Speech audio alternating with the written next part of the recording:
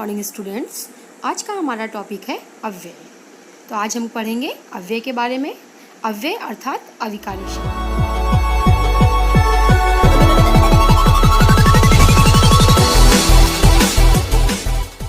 अब यहाँ पे देखिए एक सेंटेंस दिया हुआ है, वाक्य दिया हुआ है कि मैं यहाँ पढ़ता हूँ। ठीक है, मैं यहाँ पढ़ता हूँ। मैं अब इसमें क्या है, वाक्य कैसा है, पुल्लिंग है या स्त्रीलिंग। तो जब हमने पढ़ा वाक्य दिख रहा है हमको कि मैं यहाँ पढ़ता हूँ, अर्थात वाक्य कैसा है, पुल्लिंग है। अब यहाँ देखिए एक और वाक्य दिया हुआ है, मैं यहाँ पढ़ता हूँ। जो हमने पहले वाक्य पढ़ा था सेम वही वाक्य है। तो उस वाक्य में हमने क्या देखा था कि वाक्य कैसा था, पुल्लिंग में था। नीचे एक और वाक्य दिया हुआ है कि मैं यहाँ पढ़ती हूँ। अब यहाँ पढ़ती हूँ क्रिया से हमको ये पता चल रहा है कि वाक्य कैसा है, स्त्रीलिंग है। पहले वाक्य में हमने क्या पढ़ा था कि हमने लिंग उसमें पढ़ा था कि हमने जो वाक्य थे वो कैसे थे, स्त्रीलिंग और पुल्लिंग में थे। अब यहाँ पर देखिए वाक्य दिया हुआ है मैं यहाँ पढ़ता हूँ। अब यहाँ पे आपको क्या बताना है, इसमें वचन बताना है आपको। तो वचन में मतलब आपने वाक्य पढ़ा कि मैं यहाँ पढ़ता हूँ, इसका मतलब पढ़ता हूँ क्रिया से हमको क्या पता चल रहा है कि जो हमारा वाक्य दिया है वो एक वचन में दिया हुआ है। ठीक है, तो इसके बाद नीचे एक और वाक्य दिया हुआ है कि हम यहाँ पढ़ते हैं। तो इसमें जो है ऊपर वाले वाक्य में क्या था कि पढ़ता क्रिया से हमको पता चल रहा था कि एक वचन में वाक्य है। नीचे लेकिन यहाँ पे क्या हुआ है, हम यहाँ पढ़ते हैं। तो क्रिया पढ़ते हैं हो गई और यहाँ पे मैं की जगह पे क्या हो गया, हम हो गया। इसलिए वाक्य कैसा हो गया, ये बहुवचन में हो गया।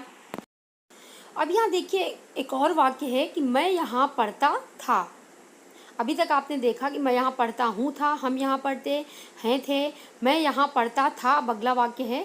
इसमें देखिए पढ़ता था का मतलब पहले जो वाक्य हमने पढ़े वो कैसे थे, वर्तमान काल में थे। और यहाँ पे क्या है, भूतकाल में वाक्य आ गया। मैं यहाँ पढ़ता था मतलब भूतकाल में वाक्य है। तो इन वाक्यों में आप देख रहे होंगे कि काल चेंज हो रहा है और क्रियाएं चेंज हो रही हैं। अब यहाँ देखिए वाक्य भविष्य काल में हो गया, मैं यहाँ पढ़ूंगा। तो अभी तक आपने देखा कि पहले हमने वर्तमान काल में वाक्य पढ़ा, फिर भूतकाल में पढ़ा और ये वाक्य क्या है, भविष्य काल में है।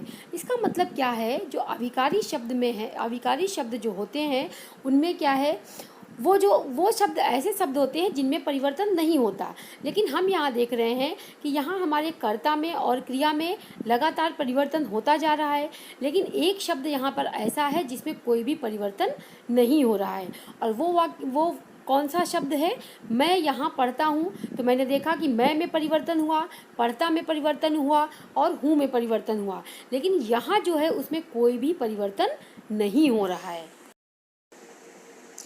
तो यहाँ देखिए कि अव्यय या अविकारी शब्द जिनको कहा जाता है, अव्यय और अविकारी शब्द एक ही हैं। तो अव्यय शब्द क्या होते हैं, जिनका हम लिंग, वचन एवं काल के आधार पर परिवर्तन नहीं कर सकते। अव्यय का मतलब होता है आ और व्यय। आ का मतलब बिल्कुल ना के बराबर और व्यय का मतलब होता है खर्चा होना। तो अव्यय का मतलब जिसका बिल्कुल भी खर्च ना हुआ हो, जो बदलते नहीं हैं। अर्थात अव्यय वे अविकारी शब्द होते हैं जिनका हम लिंग, वचन या काल के आधार पर परिवर्तन नहीं कर सकते। तो पिछले वाक्यों में जितने भी मैंने बताया आपने देखा कि जो अव्यय शब्द थे, जैसे यहाँ पे दिया हुआ है वाक्य में कि यहाँ शब्द जो दिया हुआ है ये अव्यय शब्द है, इसीलिए हमारी क्रियाएं बदल रही हैं, हमारा कर्ता बदल रहा है, लेकिन ये शब्द बदल नहीं रहा है। तो आपको यहाँ पर समझ गया होगा कि अव्यय ऐसे अविकारी शब्द होते हैं जिनका हम लिंग, वचन और कारक चिन्हों के आधार पर परिवर्तन नहीं कर सकते। लिंग तो समझ ही गए आप, लिंग समझ गए, वचन समझ गए, कारक चिन्ह जैसे कर्ता ने कर्म को करण से, जो मैंने पहले भी पढ़ाया है तुम लोगों को, तो इनके आधार पर हम अव्यय शब्दों का परिवर्तन नहीं कर सकते। तो आइए अभी तक हमने पढ़ा अव्यय और अब देखते हैं हम अव्यय के भेद, अर्थात अव्यय कितने प्रकार के होते हैं। फर्स्ट वन है क्रिया विशेषण अव्यय, सेकंड वन है संबंध बोधक अव्यय, थर्ड वन है समुच्चय बोधक अव्यय, फोर्थ वन विस्मयादि बोधक अव्यय और फिफ्थ है निपात। तो फर्स्ट वन जो हमने क्रिया विशेषण अव्यय, तो ये मैं तुमको इसके पहले की स्लाइड में बता चुकी हूँ कि क्रिया विशेषण अव्यय कौन से थे। आज हम पढ़ेंगे सेकंड संबंध बोधक अव्यय के बारे में। तो आइए देखते हैं संबंध बोधक अव्यय क्या है। संबंध बोधक अव्यय, इसमें संबंध जैसे कि कारक चिन्ह में तुम लोगों ने पढ़ा होगा कि संबंध का, की, के, रा, री, रे, ना, नी, ने ऐसे होता था, वैसे ही संबंध बोधक अव्यय में के बाद, के नीचे, के ऊपर, के दाएं, के बाएं इत्यादि शब्दों को पढ़ने के बाद हमको ये पता चल रहा है कि ज़्यादातर जो भी शब्द दिए हुए हैं यहाँ पे उसके आगे क्या है, के लगा हुआ है। एग्जाम्पल के तौर पे आप देख सकते हो यहाँ पे सेना युद्ध क्षेत्र से आगे बढ़ी, तो यहाँ पे क्या है, से आगे मतलब कोई ना कोई कारक चिन्ह यहाँ पे आया है, या तो के आया है, यहाँ पे से कारक चिन्ह आया है, से आगे बढ़ी। वह दीवार के ऊपर बैठा है, यहाँ पे ऊपर के आगे क्या लगा हुआ है, के लगा हुआ है, अर्थात कोई ना कोई एक कारक चिन्ह वाक्यों में है।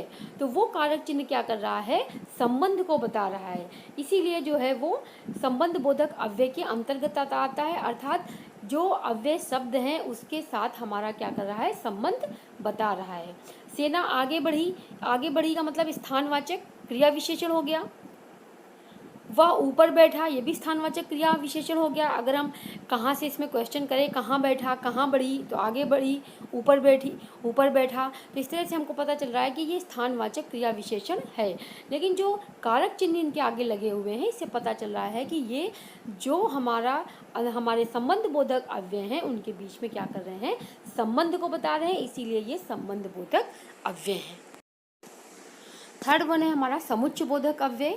समुच्चय बोधक अव्यय वे शब्द होते हैं जो दो शब्दों को जोड़ने का कार्य करते हैं, अर्थात जो कंजक्शंस होते हैं, अर्थात योजक चिन्ह होते हैं, जिनको हम हिंदी में योजक चिन्ह और इंग्लिश में कंजक्शंस बोलते हैं।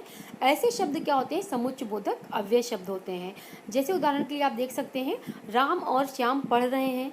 यहाँ पे राम और श्याम दो शब्द हैं, दो नाम हैं, और उन दो नामों को जोड़ने का कार्य कौन कर रहा है, और शब्द और अव्यय कर रहा है, जो समुच्चय बोधक अव्यय है।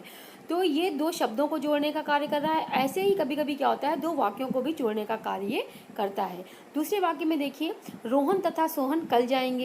यहाँ पे रोहन और सोहन को तथा अव्यय शब्द जोड़ रहा है। तो इस तरह के जो भी कंजक्शंस वाले शब्द होते हैं, योजक चिन्ह होते हैं, वो समुच्चय बोधक अव्यय के अंतर्गत आते हैं। जैसे और, या, लेकिन, किंतु, परंतु, मगर, बल्कि, यानी इत्यादि इस तरह के जो भी योजक चिन्ह शब्द हैं वो सब समुच्चय बोधक अव्यय के अंतर्गत आते हैं। फोर्थ वन है हमारा विस्मयादि बोधक अव्यय। विस्मयादि बोधक अव्यय ये बहुत इजी है। आपने देखा होगा जो भी विस्मयादि बोधक शब्द होते हैं उनको देख के आप हमेशा पहचान लेते हो, क्योंकि उनके आगे विस्मयादि बोधक चिन्ह लगा हुआ होता है। तो जैसे वाह कितना सुंदर फूल है, उदाहरण यहाँ पे दिए हुए हैं। ओह ये जानकर दुख हुआ, छी ये कितनी गंदगी है, यहाँ कितनी गंदगी है।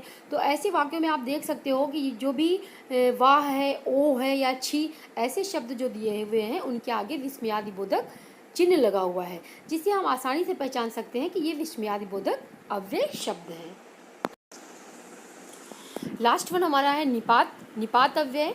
निपात देखिए क्या होता है, निपात ऐसे शब्द होते हैं जो हम किसी भी वाक्य में जोड़ देके जब हम किसी भी बात को कहते हैं तो उन शब्दों को हम कहते हैं निपात।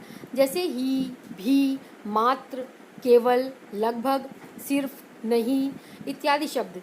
यहाँ पे उदाहरण के तौर पे आप देख सकते हो, जैसे दिया हुआ है सतीश ही लिख रहा है, मतलब यहाँ पे लिखने वाला सतीश है, उसके ऊपर जोर दिया गया है, क्रिया के ऊपर जोर दिया जाता है।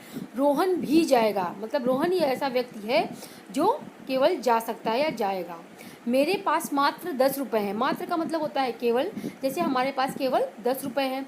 तो ऐसे वाक्यों में आपने देखा होगा जैसे ही और भी या मात्र, जो भी लेटर्स दिए हुए हैं यही क्या होते हैं, ये निपात होते हैं, जो निपात का कार्य करते हैं।